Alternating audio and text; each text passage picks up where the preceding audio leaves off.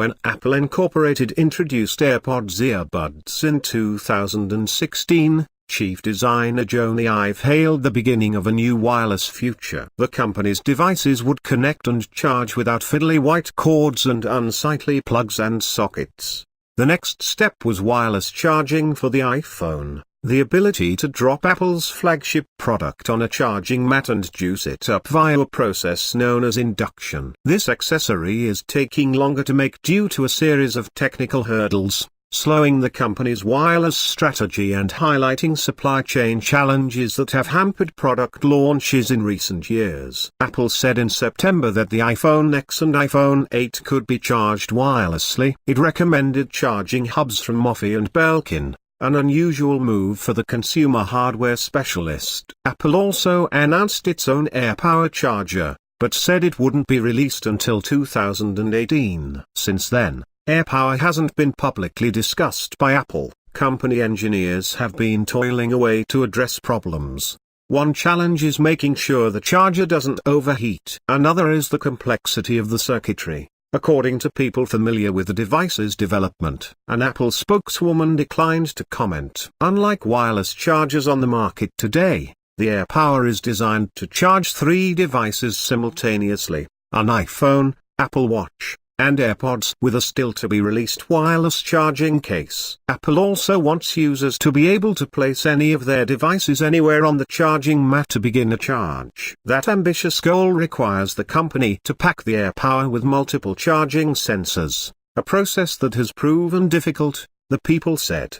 The charger is based on custom charging technology, which it intends to integrate with the Qi charging standard, the company said last year. An executive at an Apple partner that manufactures third-party wireless chargers for iPhones, who asked not to be identified, said the multi-device charging mechanism is challenging to build because it likely requires different-sized charging components for the 3 types of devices, which would all overlap across the mat. The AirPower charger is also more advanced than the current competition because it includes a custom Apple chip running a stripped-down version of the iOS mobile operating system to conduct on-device power management and pairing with devices. Apple engineers have also been working to squash bugs related to the onboard firmware. According to the people familiar, they asked not to be identified discussing a product that hasn't been released yet. Shares of Energus Corporation, which is developing a wireless charging system called WhatsUp,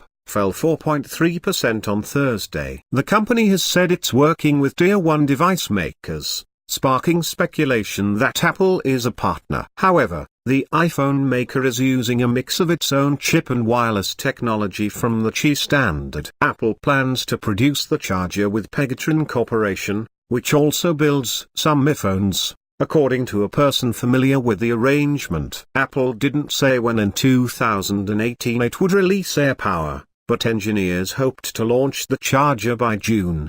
The aim now is to put it on sale before or in September, according to one of the people. In recent months, some Apple engineers have ramped up testing of the device by using it as their charger at the office. Another person said, "Hopefully, Apple learns a lesson to only announce products that are for sure shipping soon or immediately after announcing," said Ben Bajarin, an analyst at research firm Creative Strategies. Still, he sees little impact in the long term because the AirPower product is part of a much larger strategy that will develop over years, not months or quarters. Apple designers eventually hope to remove most of the external ports and buttons on the iPhone, including the charger, according to people familiar with the company's work. During the development of the iPhone X, Apple weighed removing the wired charging system entirely. That wasn't feasible at the time because wireless charging was still slower than traditional methods. Including a wireless charger with newer phones would also significantly raise the price of the phones. Wireless accessories have become a key way for Apple to differentiate its products. The wireless synchronization of AirPods and the Watch with Apple's other devices are compelling features, and the pricey accessories are only truly compatible with Apple devices,